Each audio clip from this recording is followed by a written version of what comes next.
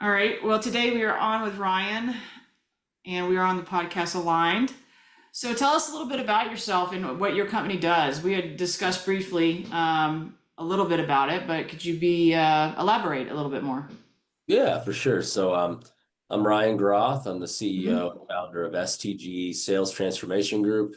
We're a Okay. sales training and coaching platform for the trades. What I find is the biggest problem is that a lot of trade contractors are good at the trades and they want to grow their business. Some of them lend themselves to being good at marketing and operations and whatever it may be. But we usually work with people who struggle with sales and like sales leadership.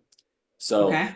they want to grow sales. Maybe they have a desire to create a sales organization that happens to do HVAC, happens to do roofing, and they either need the systems, processes, structure to create that department of their business and do it well, or they started and they just don't have the bandwidth to train and coach and reinforce best practices to help their sales reps who they've hired, who Right. they've onboarded, become elite. And a lot of my background, as I was in the second generation contracting business, I saw things from a different lens.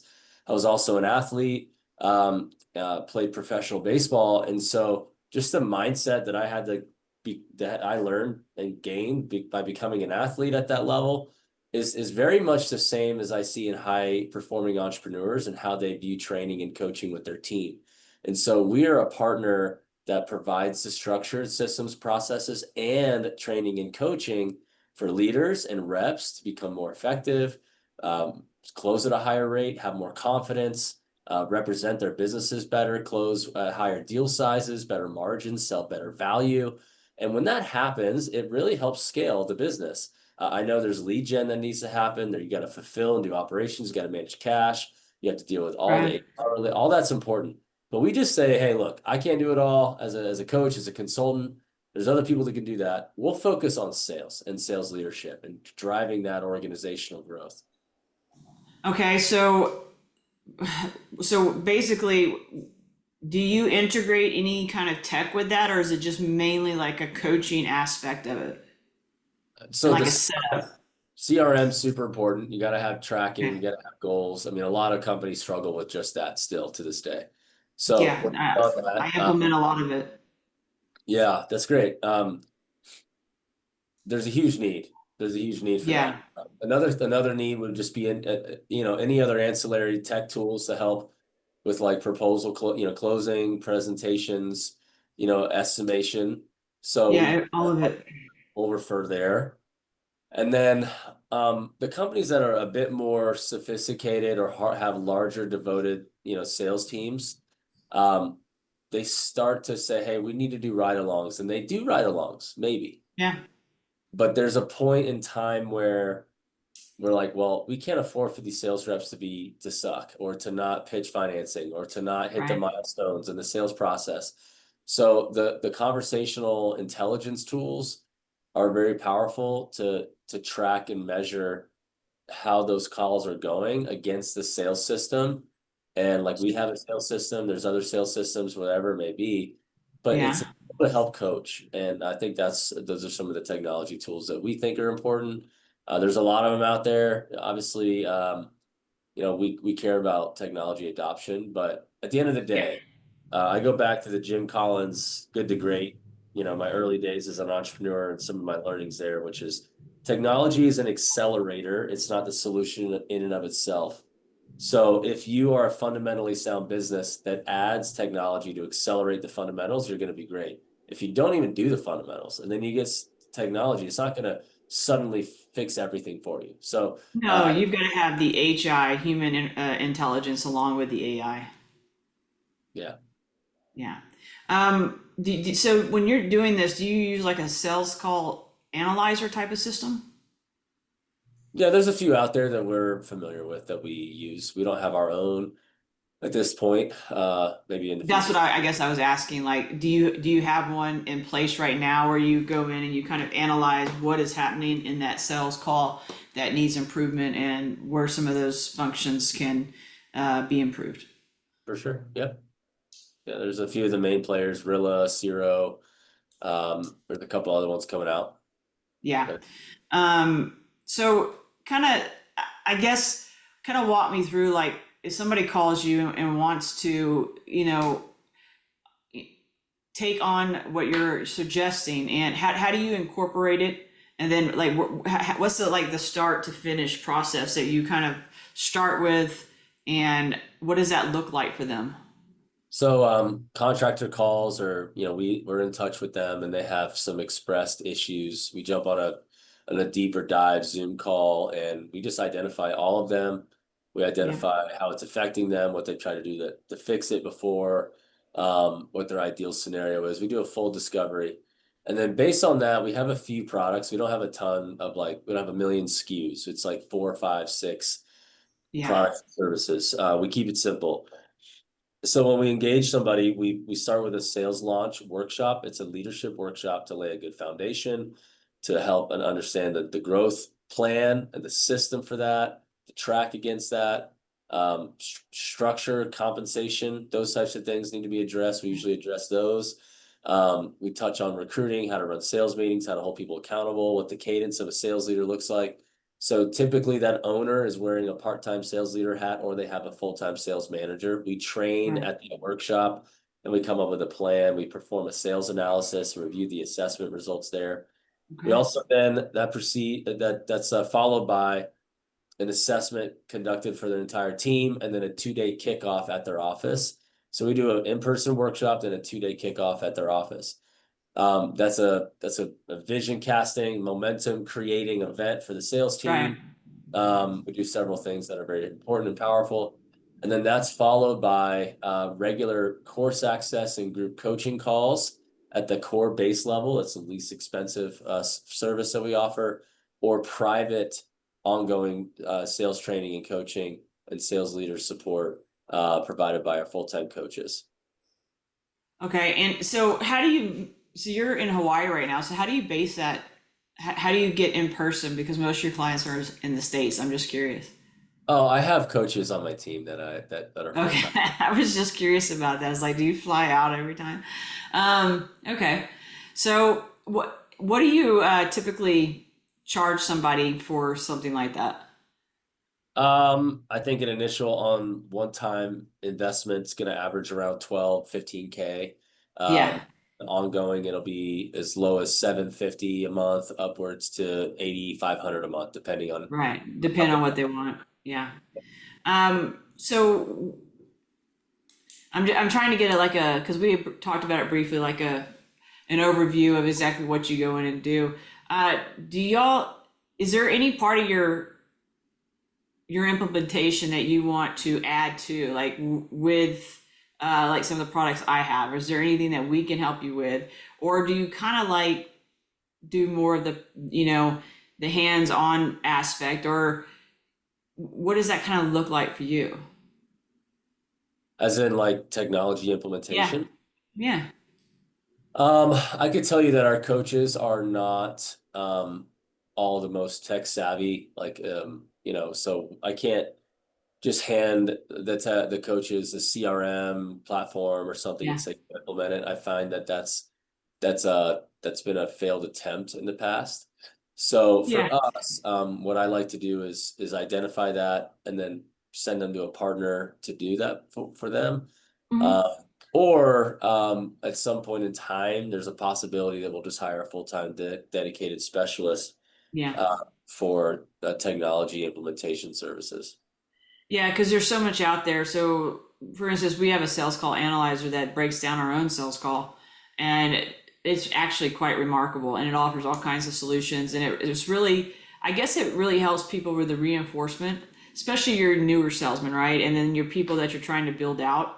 It really helps with that, and it's actually pretty cool. Awesome. How do you find clients? So we find clients by speaking at industry events as a Uh thought huh. leader. Okay. Partnership with a manufacturing company on the roofing shingle side that's been a great partner for us. We have a lot of contacts over the years from our marketing efforts where we ran ads and we put on joint webinars with partners. Mm-hmm. Right now, we're just even simplifying lead gen even more. So events, speaking engagements, and outbound like lead magnet campaigns. So hey, we have this resource on how to do this or that. Right. Want it? Yes, I do want it. And then they have access to it, they love it, and then that's an easy conversation starter that turns into we identify an issue in their sales org and their desire to grow. And then that turns into a deeper discovery, and we present a solution to work with them as a client, and just rinse and repeat. So partners are, Right. yeah. So so you do a lot of the roofing industry and construction industry. My question is, a lot of the guys I talk to do a lot of commercial. So exactly, residential wise, are you dealing more with like your residential, or you're more of your commercial GC contracting type of leads? We don't work with a lot of commercial GCs. I think that's a world we just haven't really tried to penetrate. It feels a bit um it's a bit of a like less of a sales team. It's like smaller sales team. And so the training is and the coaching, we just haven't really tried to go after that. So but Yeah. commercial services that provides service repair, maintenance contracts, and any replacement of an existing part of a building. We do Right. really well with that. So that's B2B sales essentially. So account Right. development, Right. strategic account growth, longer selling cycles, multiple decision makers, things like that. Huge ticket sizes. So we've done well there, but we also teach like lead with service. So get into the account, have a lower barrier to entry, get the service agreement. So we've done that with roofing, paving, commercial anything, commercial any service is a Right. world we serve well. Um, and so yeah, like I'm even working on with a partner on the prospecting side of commercial, on like a guide for prospectors that are outside or inside salespeople. So there's Yeah. different phone calls, you have different tools. Um, so all that said, yeah, we started at a commercial. My roots were a commercial roofing business in Hmm. South Florida, all service and re-roof business, and so I understand the business. That's how we Yeah. began. And then the reality is residential has so many more contractors, and there's such a need for sales help. And Yeah. they're really, I didn't see any competitors that really concern us. And so I started entering into that a few years ago and expanding our customer profile. And so basically the trades all encompassing Hmm. is our jam. But the GC world, I haven't like tried to There are a get lot after. more personable relationships there that are developed and kind of nurtured over time. So I think the process is a lot different. I mean, I was in the roofing industry myself for 22 years, and they're in Texas doing commercial, and all of, when GCs, that's a real catered relationship. I think that would be hard to. I mean, I do promote it for a lot of people here, especially your small to medium starters that come out. I help them with a lot of connections and helping them get their stuff involved into that world of GCs. But it really is about relationship development at that point. So not so much power in lead numbers as it is just more specific individuals We see and that on commercial, we teach that. But sometimes it's like, unless they have three, four, or five teammates that yeah, need to be trained, and a lot of the commercial GCs, it's like the owner and they're, maybe one, and they're just not the most coachable yeah. people. They're like, yeah, well, I've been doing this for a long time, bro. I don't need your Pretty help. much, yeah. They're all old school, yeah. Yeah, so that's Um, my world I found. Yeah. so when you do go into people's companies and do you apply all these strategies, what does that look like? Like, what strategies are you trying to help them with? Um, Yeah, I guess is my question. on commercial, it's going to be implementing a sales process. A lot of the clients we work with, without a sales process, they're defaulting to the prospect process. They're dealing with professional buyers. They're getting dragged to the estimate really fast. They're putting out a number. They're doing the number. They're rebidding it, rebidding it, rebidding it, rebidding it 15 times. They don't get to the decision makers. They have a low close rate. So we see that a lot. And so what we help them with is a process that's more slowing the process down and learning how to use salesmanship and getting to less fixing the problem in the building as well as fixing the emotional state of the client by finding out more of their compelling reasons to buy. They're more of a formal interviewing, consultative selling approach where you're Okay. listening, you're asking better questions, you're qualifying, you're leveraging, you're creating leverage, and then using that leverage to get to multiple decision makers and being more of a trusted advisor versus like a building expert that can just give them a good price. It's more Right. like finding salesmanship with that ability that You're separates. developing relationships. So that's what we teach on in our process, and that's a skill, that's a soft skill. And then you got a leadership side, which is how do you train and coach that? And then there's also like planning, sales quotas and targets, Mhm. knowing your numbers. And then there's prospecting, which is how do you go out? How do you go get leads? Those Right. are on commercial. We have a lot of opinions on that because it's less, hey, I'm just going to run ads and going to get a bunch of solid leads. It's relational. So where do you network? Where do you drop in? How do you go about it? Right. How do you take an account that you've done service with, expand on that account? We have a strategy called the account development meeting. It's an ADM. We call it an ADM, and Uh-huh. it's an actual KPI. We have our account managers that we train measure, and it's where they meet proactively with a client, not just when there's an issue, but leveraging that by getting more work or referrals or finding out where they hang out and going and following them and going to that networking and experience, getting referred to other people who are building owners or managers, facility managers, things like that. So Right. Right. sales on the commercial side, if done right proactively, um, is something that is what we're passionate about teaching. And on the residential side, we teach door-to-door roofing sales. So going out, leveraging the neighborhood that we're in, on a storm that's been hit by a weather event. And then we also have a retail sales process, which we teach similarly to the commercial, but it has some tighter nuances. Yeah, I Uh, imagine it's a lot different than the commercial side. yeah, I mean, it's shorter, right? It's a little bit more direct, but you still got to deal with the homeowner relationship. So yeah, we care about and are effective in all those three buckets: commercial services, residential retail, and then like that door-to-door world. And it's all sales. It's just a slight different sales motion, but it's all important.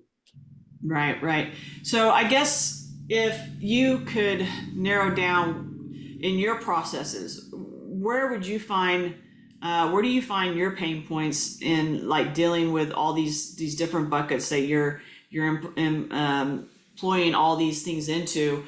Where are your biggest pain points? Where are your biggest difficulties at? Um, I mean, sometimes I mean, we're not selling like a shingle where people need it. So we're selling like a belief in a system and a culture that they have to Right, do. So we really struggle with like companies that aren't growth minded or want to be high performing. The companies right, oh, yeah, that want to do good, but they don't actually do it, right? right. Like they don't actually show up and get trained. They don't actually change their culture. They're comfortable, and their habits Mhm. are too hard. They're too in place, and they don't move. They don't shift.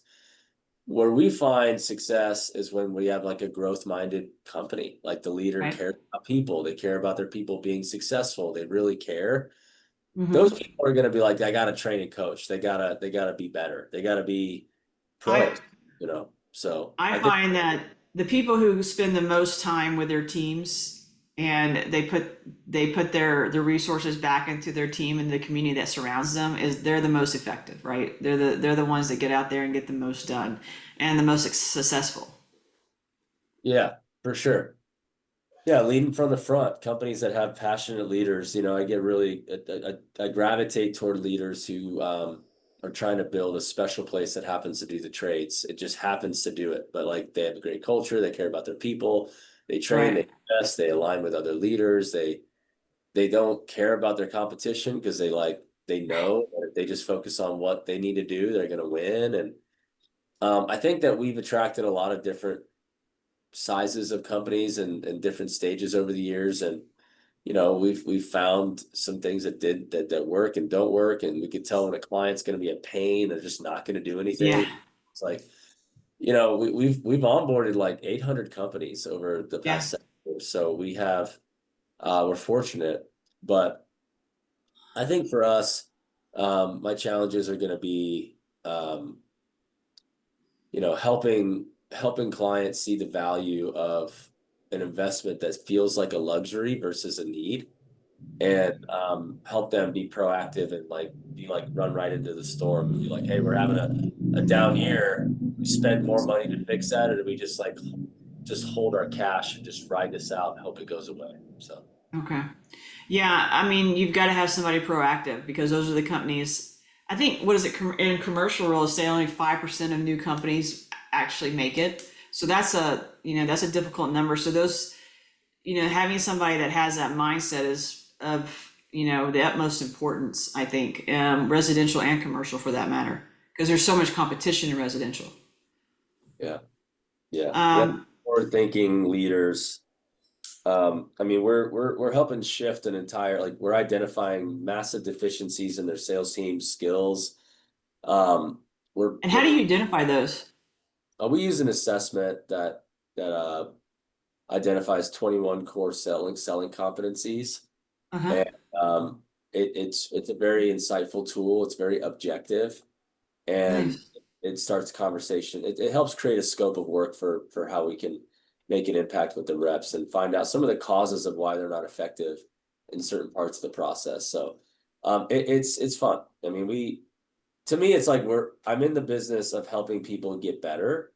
Right. So I can wake up every day with a lot of joy and passion, because it's a good thing to provide the world, So I enjoy Yeah. it.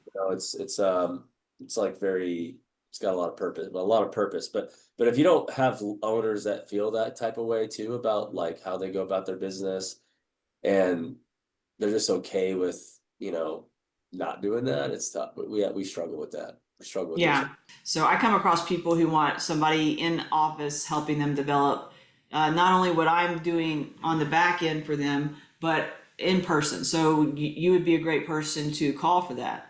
So, and vice versa. So something we might want to, talk about, but just, for the podcast and everything that we've got going on today, why don't you kind of give people your your business and how they can get hold of you if they do want to talk to you about your coaching systems.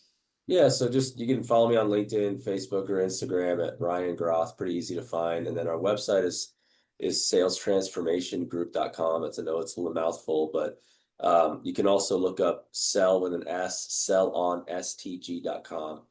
Yeah, so Okay. you can check us out, and book a call. I mean, really, like, we just say, let's just talk. Let's figure out where you're at and what you Right. need to do, and go from there. But yeah, it's at the end of the day, we're a sales training and coaching company. We help leaders and sales reps be better at performing in their role, and unify their personal purpose with that, so that it feels like they're sleeping like a baby every day, tap dancing to Right. work, on of alignment, and everybody's winning, and ultimately I love seeing, sales reps have gratifying careers, take great care of their families, owners having highly talented professionals that are representing their business, rather than feeling like they have a lot of transition job kind of people. Like, they're creating a sales organization that is equipped to support great members of society in your community, and I get excited about that, not just like a Yeah. transition job or like a broy locker room, do it for a couple years, then get a real job. Like, I love seeing the trades. Yeah, Uh, no, the trades are great, sales are great. I've been in it, my whole life, but it is very satisfying to have wins, but to have wins as a team and to be part of that with the different groups of people is a really awesome, yeah, great thing to do. So better I together, better as a team for sure. Better to win Yeah, together. I commend you on that, and we appreciate you coming on today for sure because you've given us some insight into your world and what you do, and hopefully we'll post this, and anybody that's needing your assistance can reach out to you as well. So that'll be another plus. But Cool. yeah, so thank you so much for being on, and Yeah, I think it was very informative. So thank you. my pleasure. Thanks, Amy.